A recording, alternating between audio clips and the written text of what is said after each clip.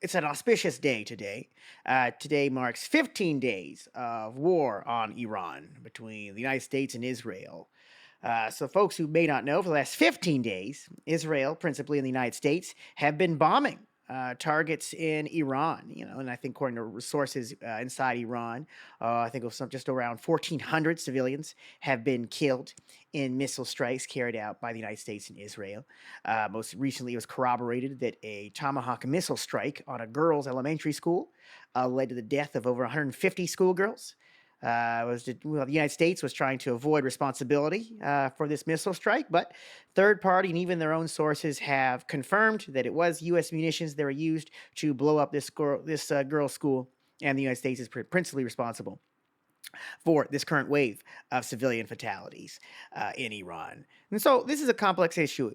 I think first, in order for us to understand how we got here, we have to understand that the United States has been preparing to mount massive operations against Iran for over 50 years, right? So since the overthrow of the Shah, there's been this consistent effort within the U.S. political calculus to ultimately deal with the nation of Iran, the Islamic Republic of Iran, and bring it back into its sphere of influence, right? And so we have to understand the rounds of U.S. and previously British interference is all around that basic goal to make sure that the nation of Iran, its resources, and its role within the political calculus of the region is firmly under the controls of the West. That goes back to even previous coups by the British against Mossadegh, the Democratic leader, and then to the installation of the Shah, a leader who had been deposed in Iran at that point, and leading his almost 20-year regime, which again ended with revolution that also haphazardly put into the present theocratic regime. And brought to international prominence the leader Ayatollah Khomeini, who was killed in some of the first days of this current war. He's been kind of presently, like, I don't know, the one of the U.S.'s so-called boogeymen. Obviously, he's not a democratic leader. He's not a progressive leader. He was a religious leader. But at the same time, it's never been a good thing for the United States to assassinate another country's leader. It's never led to more democratic, peaceful reforms. It's often led to civil conflict and ultimately foreign domination. And so you need to see that the U.S.'s intervention is principally around that. It's principally to create such a change in Iranian society to make them amenable to U.S. and Western control. Be that through, fomenting some type of civil conflict that just totally takes Iran off the board, or just rapidly moving in some other alternative form of government that's just openly in favor of the United States. And so, we need to see this war as a part of that goal. And so, a lot of these things start to make more sense. More principally, in fact, you understand that the Iranian government, the Iranian society, has been preparing to be invaded by the United States for almost since 77, right? And so, it's not so simple as how the United States chose to invade Iraq or Afghanistan. There's much more on the line in terms of Iran's ability to counterattack as well as defend its territory.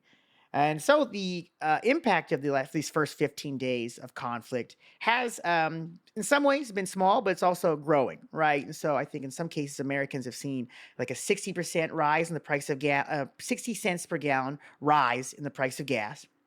In some instances, energy prices have shot up as Iranian missiles target oil and natural gas infrastructure all over the Gulf region. They've been striking targets in Saudi Arabia, UAE, Kuwait, Oman, Qatar, as well as launching missile attacks into the occupied territories, sometimes referred to as Israel. And, the United States and Israel has only escalated their own missile attacks on Iran, with Israel even expanding their missile attacks into Lebanon, because Hezbollah militants, nominally aligned with Iran, but dominantly opposed to the Zionists, have been launching rocket attacks into the occupied territories of Israel. And hence, the Israelis have been expanding their missile and rocket barrages into southern Lebanon. Part of their also attempt to further occupy southern Lebanon and occupy more of their territory, displace the Lebanese people and even the Palestinian refugee people that live in southern Lebanon. And so we have this massive troop buildup in the whole region, a troop buildup of destroyers and attack vessels in the waters around Iran.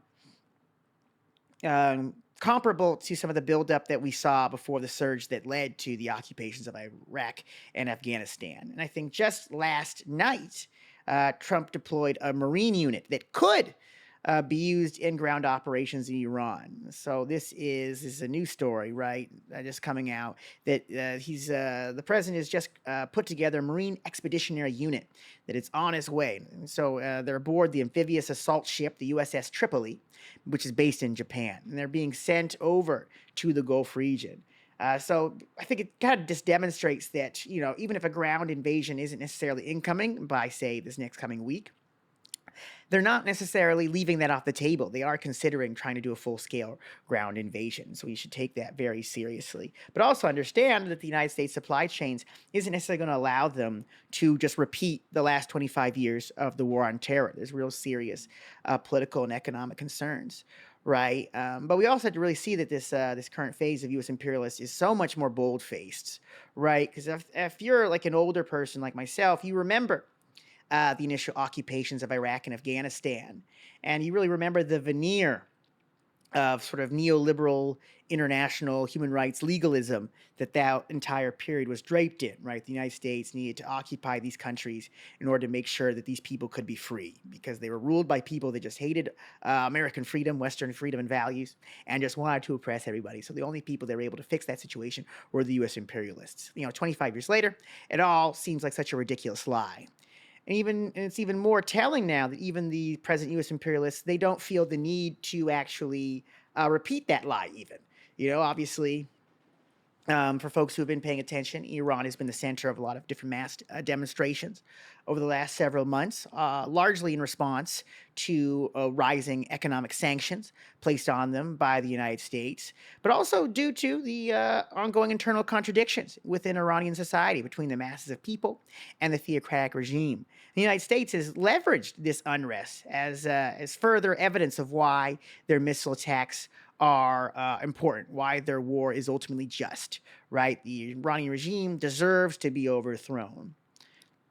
Of course, they don't say as clearly so that it can be run by the United States or some of its puppets, right? So I think that's something that is important, particularly for people on the left, folks who are opposing war, is that while we have to stand firmly against U.S. intervention in other countries, principally in regions that have already been ravaged by genocidal wars, and ultimately see that these foreign interventions do no good for the people there. They do no good for anything that's going on.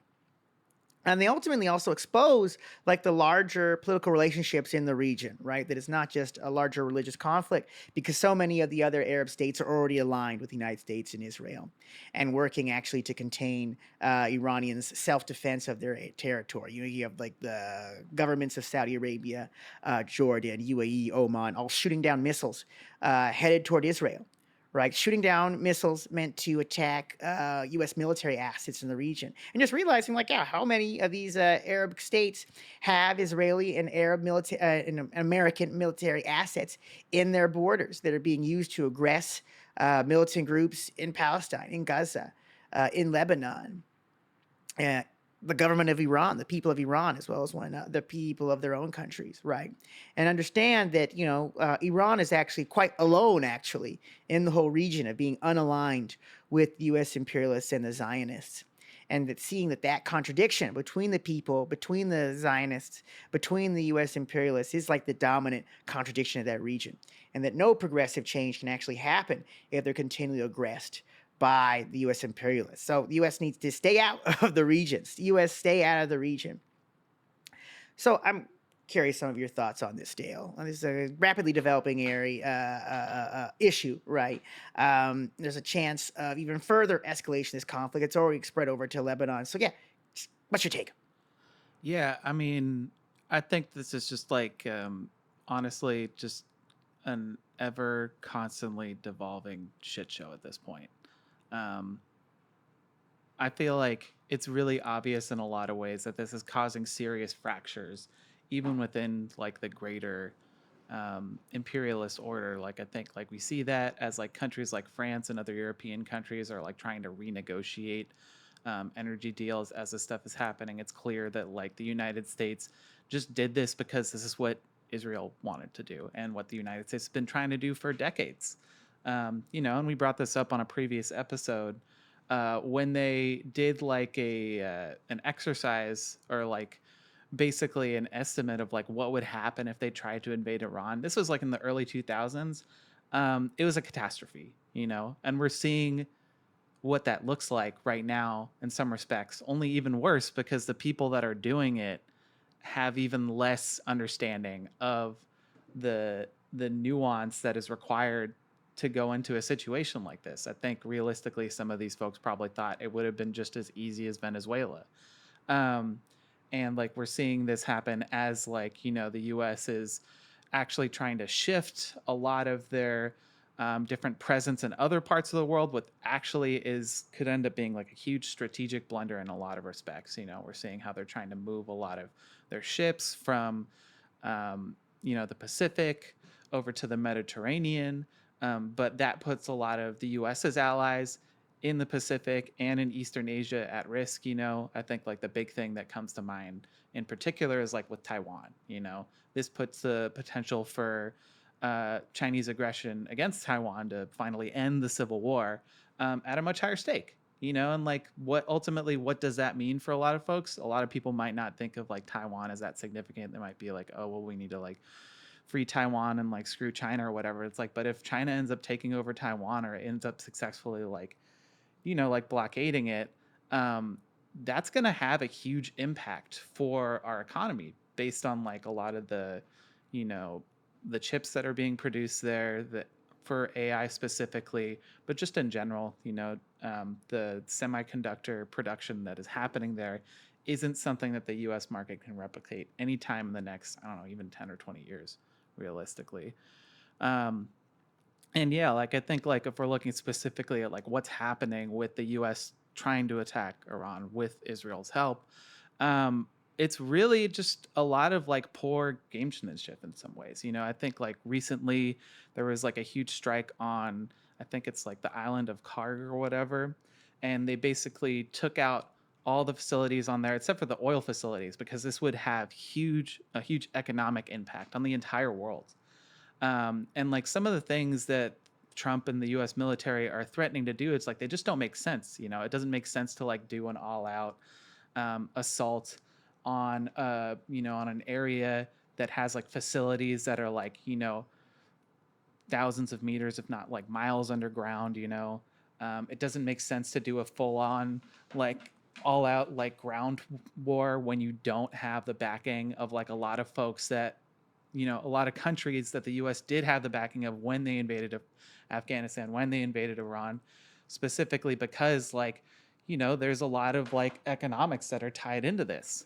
And it's like interesting how it's playing out because even though like it's really messing up a lot of things in a lot of respects, it's also like playing in favor of a lot of the countries that the US is opposed to. For example, like with Russia, this is like causing the US to move a lot of what they're doing with Ukraine away from that front into this particular front, and that plays into Russia's hands specifically.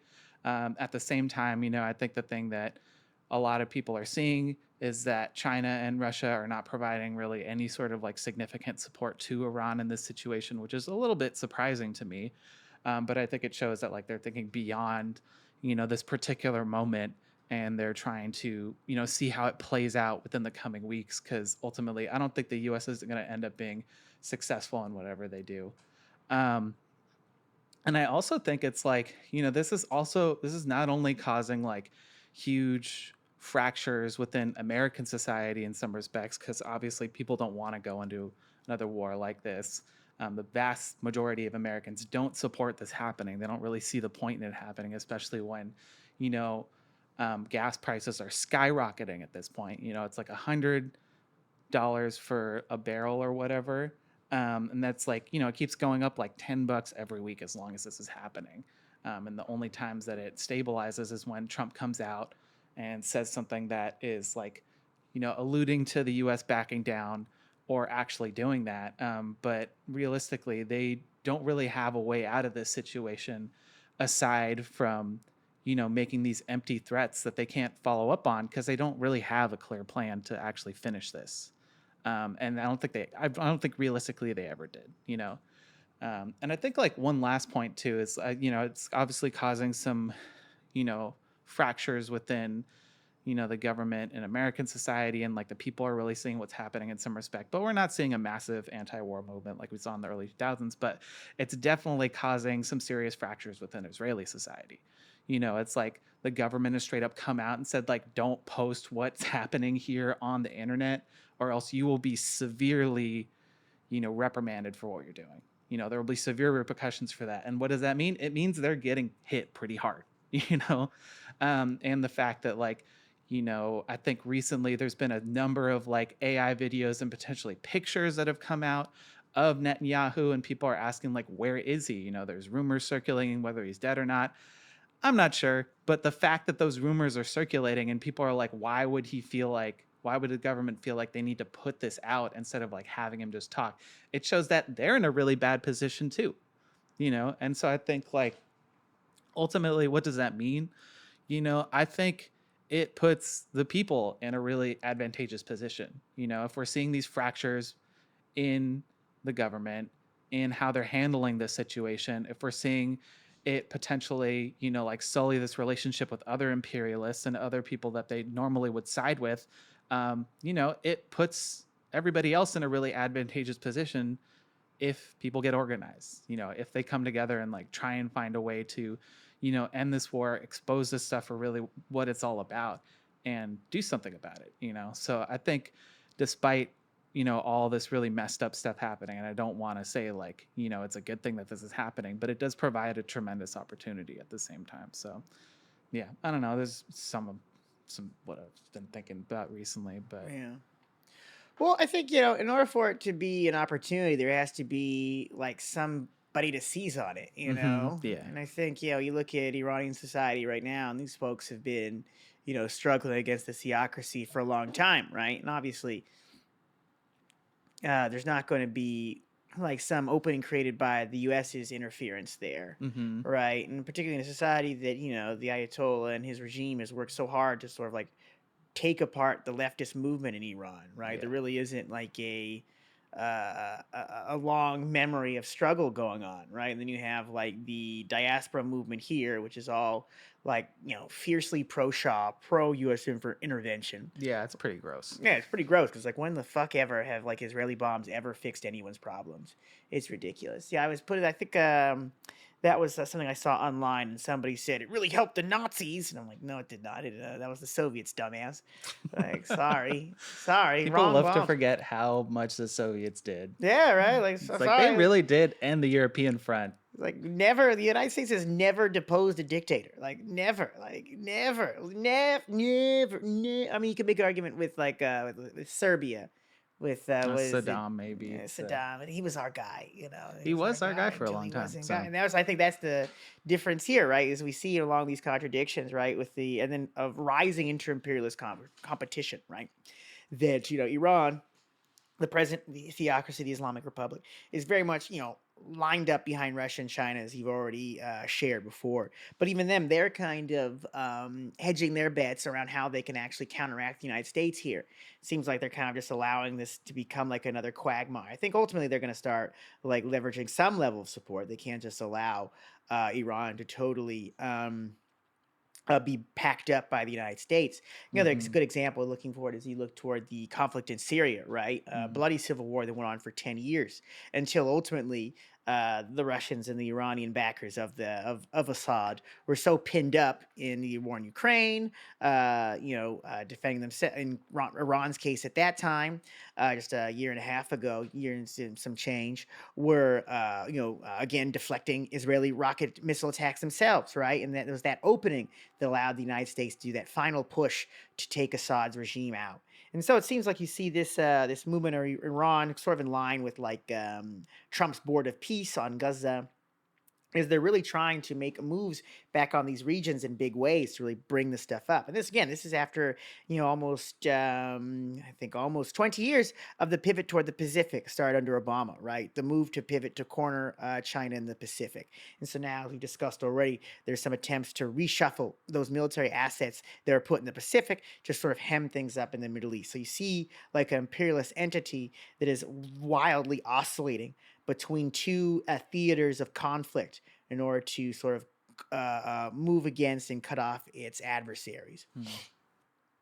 And so I think if we see it in these terms, we kind of see that the conflict in Iran is just one aspect of this Hmm. international struggle taking place internal to the international imperialist classes that are composed of China, Russia, and principally the United States, and its running dog Israel that sometimes wags the dog, like in this case, right? Like I think it's interesting this point, because like this point, the idea that Israel has dragged the United States into this war. On one hand, that is correct, right? We also just see that the United States really has wanted this war for decades, right? Or members of the government have wanted this war for decades, so they quickly will just unite with any effort by the Israelis to provoke greater war. Because this isn't the first time, even in the last 2 or 3 years, that Israel has bombed Iran, but this is like the first time in recent memory the United States is, or not recent memory, I shouldn't say it's like so recent, but in say, like let's say the last 2 years, the United States has actually followed along with the Israelis to actually continue bombing as well, right? So